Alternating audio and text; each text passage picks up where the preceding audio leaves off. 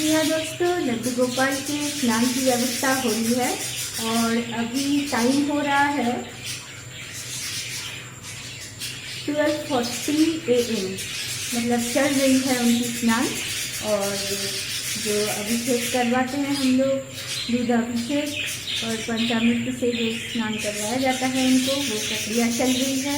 देख सकते हो आप लोग।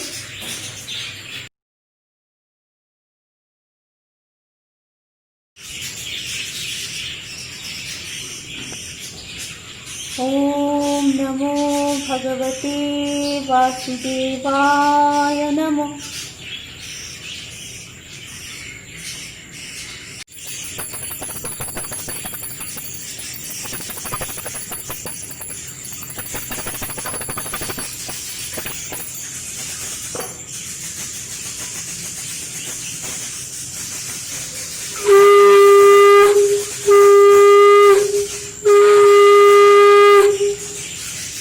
Happy birthday to you. Happy birthday to you. Happy birthday dear Laddu Gopal. Happy birthday to you. जय श्री कृष्ण, राधे राधे। आप सभी दर्शकों और मेरे वेलविशर्स को मेरी तरफ से और सुमन जी की तरफ से जन्माष्टमी की ढेर सारी शुभकामनाएं। आज है जन्माष्टमी, यानी मेरे लड्डू गोपाल जी का बर्थडे। और अभी वही मेरे बेटे हैं, तो मेरे बेटे के जन्मदिन पे अच्छी सी पार्टी तो बनती है। इसलिए मैंने अपने कैपेसिटी, अपने एबिलिटी के अनुसार, अभी भी हाफ लॉकडाउन यहाँ पे चल रहा है, फिर भी एक पूजा का आयोजन किया है, जिसमें प्रसाद का वितरण भी मैं करूँगी। और ये पूरी पूजा की जो प्रणाली है, आप सभी dear subscribers and lovely viewers के साथ करने वाली हूँ शेयर। बने रहिए मेरे चैनल पर। मेरे बेटे का जन्मदिन, यानी मेरे लड्डू गोपाल का जन्मदिन मेरे लिए एक बहुत ही शुभ दिन है और होपफुली आप सबके लिए भी बहुत शुभ दिन ही होगा। एक मिनट, मैं फैन को ऑफ करती हूँ, बहुत नॉइज हो रहा है।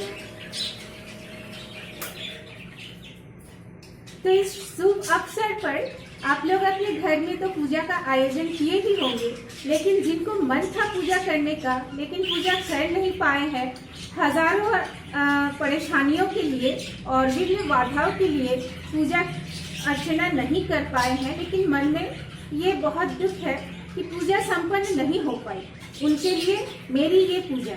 और मेरा पूर्ण विश्वास है, जैसा कि मैं हमेशा कहती हूँ, कि आत्ममनन और पूजन के मानसिक ध्यान से ही वास्तविक पूजन का फल मिलता है। तो मेरे इस पूजन का दर्शन आपको ज़रूर फायदा देगा और मेरे लड्डू गोपाल का दर्शन भी आपको ज़रूर फायदा देगा। और इस पूजन प्रक्रिया के शुरू होने से पहले, यानी पंडित जी आने वाले हैं थोड़ी देर में, लेकिन इससे पहले मैं कुछ बातें शेयर करना चाहती हूँ आप सभी के साथ, स्पेशली उनके लिए जो रोज सुबह उठकर मैं देखती हूँ, मेल करते हैं, मैसेजेस करते हैं और अपना दुखड़ा जो है रोने वाले और आंसू निकलने वाले इमेज के माध्यम से प्रकाश करते हैं, मेरे पास अपना दुख प्रकाश करते हैं। मुझे इतना इस लायक समझा आपने, इसके लिए मैं कोटि कोटि रूप से आभारी हूँ आप सभी के प्रति। लेकिन हाँ, जो मन में दुख लेकर, और ऐसे कई हजारों लोग हैं जो अपने दुख का कोई समाधान नहीं निकाल पा रहे हैं, जिनके पास अपना घर है लेकिन हर होते हुए भी अपने घर को कभी अपना घर मान नहीं पाए हैं, क्योंकि उन्हें हमेशा अपना घर होते हुए भी पराया किया गया और वो जो दूसरे के अहंकार के नीचे दबे हुए हैं, ऐसी जिंदगी जी रहे हैं जिसमें कोई और कभी रूप का अहंकार, तो कभी धन का अहंकार और कभी संपत्ति का अहंकार दिखाकर किसी दूसरे मनुष्य को, किसी दूसरे इंसान को नीचा दिखाने में व्यस्त है। उनके लिए मैं अपने पूजन प्रक्रिया के माध्यम से कुछ कहना चाहती हूँ। मेरे इस स्पीच को हमेशा तब याद करिएगा जब आपको मानसिक संतुलन संभालने में दिक्कत होती हो और ऐसा लगता हो कि पागल होने वाले हैं इतने दुखों के कारण, और ऐसा लगता हो कि अपना घर होते हुए भी घर नहीं है। उनके लिए मैं कुछ कहना चाहती हूँ। आज हमारे वृंदावन के बारे में किसे पता नहीं है, और 84 कोस में फैला हुआ वृंदावन बहुत विस्तृत है। और वृंदावन की जो अधिष्ठात्री देवी वो हमारी श्यामा जी यानी राधा रानी जी है, ये हमें पता है। लेकिन फिर भी इस गीत के माध्यम से और आत्म मनन के माध्यम से, आत्म मनन एक ऐसी प्रक्रिया है जहाँ आप हजारों दुखों के बीच में बैठकर वहां पहुंच सकते हैं जहां आपको शांति मिले। ये गीत कुछ इस प्रकार है।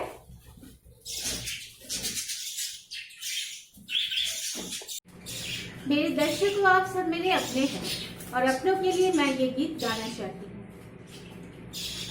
नाम महाधन है अपनों, नाम महाधन है अपनों, दूसरी संपत्ति नहीं कमानी, छोर अटारी हटा जग के, हम दो कुटिया ब्रजमानी बनानी।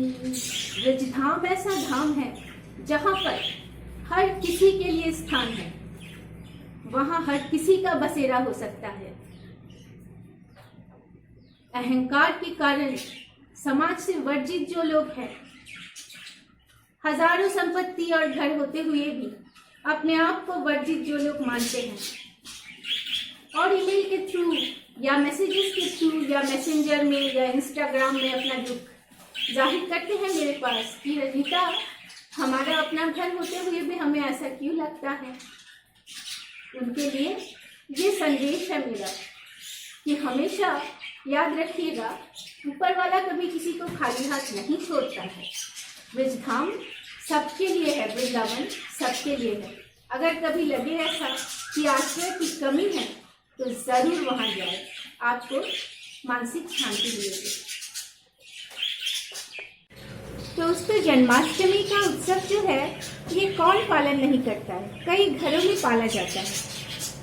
लेकिन अगर आप अपने आराध्य देवता या लड्डू गोपाल या श्यामा जी को प्रसन्न करना चाहते हैं तो फिर आपको राधा रानी का नाम लेना पड़ेगा। हजारों बार उनके नाम लें और जितना उनका नाम लेंगे, जी हाँ, श्री कृष्ण यानी लड्डू गोपाल उतने ही प्रसन्न होंगे, है ना। और मेरे यहाँ श्यामा जी यानी राधा रानी जी वो रही पीछे बैठी हुई विराजमान है नीले वस्त्रों में। और ऐसा माना गया है, ये मान्यता है कि राधा रानी स्वयं श्री लक्ष्मी का ही स्वरूप थी और वो हमें काफ़ी सारे जीवन के नए नए चरणों के बारे में और कई सारे मूल्य विषयों के बारे में ज्ञान प्रदान करके गई है धरती से, है ना। वो रही मेरी राधा रानी यानी मेरी लक्ष्मी माता। श्री राधे राधे राधे बरसाने वाली राधे।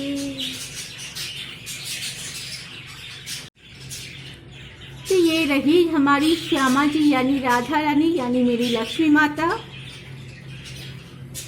और ये नीले वस्त्रों में सुसज्जित है, जैसे वारालक्ष्मी नीले वस्त्रों में सुसज्जित होती है, ये भी नीले वस्त्रों में सुसज्जित है और गहने भी इनके नए हैं।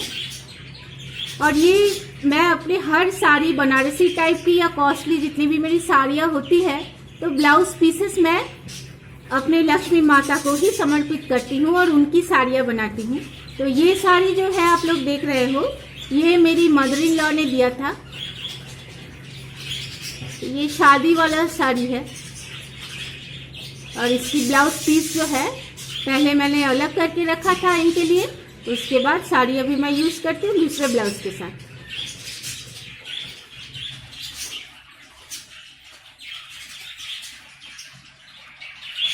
नाम राखी नाम देवी बंधु सुधाम राखी नाम दारिद्र भंजन ध्वजवासी नाम रखे भजे जीवन जलपहारी नाम रखे अर्जुन सुधी पशुपति नाम रखे गुरु महाधी युधिष्ठिर नाम रखे देव जगवाल विदुर राज नाम कंगाले ठाकुर বাসিকেও রাখিল নাম দেবশিষ্টি ধ্রুব লোকে নাম রাখে ধ্রুবের সারথি নারদ রাখিল নাম ভক্ত প্রাণধন বিশ্বদেব নাম রাখে লক্ষ্মীনারায়ণ সত্যভামা নাম রাখে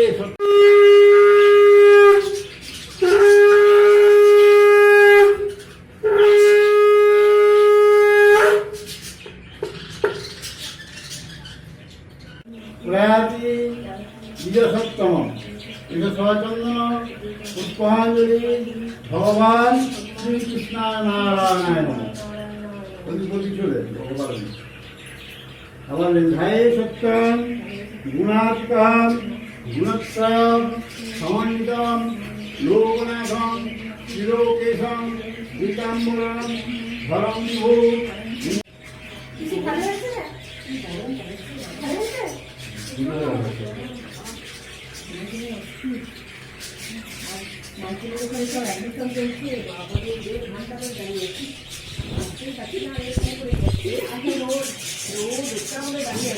ওই ঘরটাকে ওই ঘরটাকে বললে খালি মাঝে ওরে বাবা হ্যাঁ সেদিনকে দেখছিলাম দূর দূর করে এই বাবা এসো বাড়িতে এসো না এসো তুমি এসো যাবো আমার ছেলেকে দেখে যাও এখন তো ওই ছেলে তাই দেখে যাও না তোমার তালা দেওয়া আছে গেটে দাঁড়াও যে মিস ওকে দেখাতো সে মিস এখন দেখাচ্ছে না না এখন তো সবই বন্ধ হয়ে গেছে তোমাকেই দেখাতে হবে হ্যাঁ इतनी गर्मी है कि मैंने चेंज कर लिया है और वही नॉर्मल अवतार में आ गई हूँ जैसे मैं घर में रहती हूँ और अभी आई हुई है पड़ोस में रहने वाली एक बहुत प्यारी सी भाभी जिनको मैंने इनवाइट किया था लेकिन अभी आई है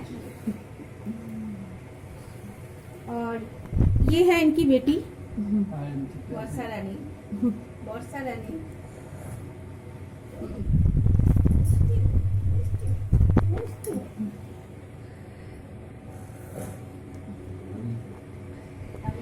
तो इन भाभी को आपने पहले देखा होगा मैंने एक मैरिज रिसेप्शन का वीडियो अपलोड किया था जिसमें काफी सारे व्यूज के बरसात कर दिए आप लोगों ने तो ये वही भाभी है जिनकी शादी में हम लोग गए थे हम लोग तब एकदम न्यू यहाँ पर जस्ट 1.5 मंथ्स पहले आए थे और इन लोगों ने इनवाइट किया था तो इसलिए मैंने पूजा में इनको इनवाइट किया ये भी आई हुई है और प्रसाद मैंने इनके घर में दे दिया है जाकर और भाभी बहुत अच्छी है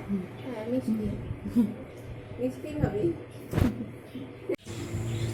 ये है भोग और भोग में बना था खिचड़ी और हम लोग बंगाली में खीर जैसा एक बनाते हैं जिसको बोलते हैं पायस ये खीर का ही एक फॉर्म है लेकिन दूध से बनी होती है और चावल से बनती है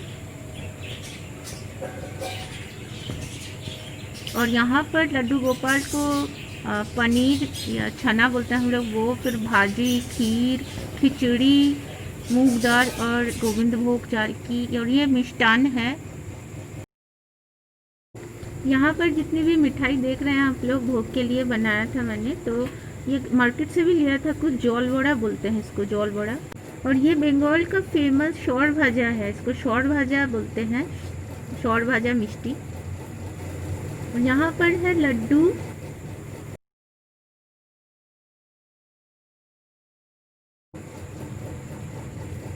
और इतने सारे मिठाइयों का आयोजन और दही ये सब लड्डू गोपाल के लिए किया गया है और जो लोग प्रसाद लेने आएंगे जो इनवाइटेड है मेरे घर पे प्रसाद ग्रहण करेंगे उनके लिए ये सारी आयोजन मैंने की है और अकेले अपने हाथों से इतना कुछ मैं अरेंज कर पाई हूँ सुमन जी और मैंने मिलकर तो ये बहुत बड़ी अचीवमेंट है और लड्डू गोपाल की इच्छा से ही इतना कुछ हुआ है और यहाँ पे भी बेगुनी भाजा बोलते हैं इसको ये एक बैंगन की भाजी है आसबे যাবি যা হ্যাঁ যাবো আসবে যেও হুম যাস হ্যাঁ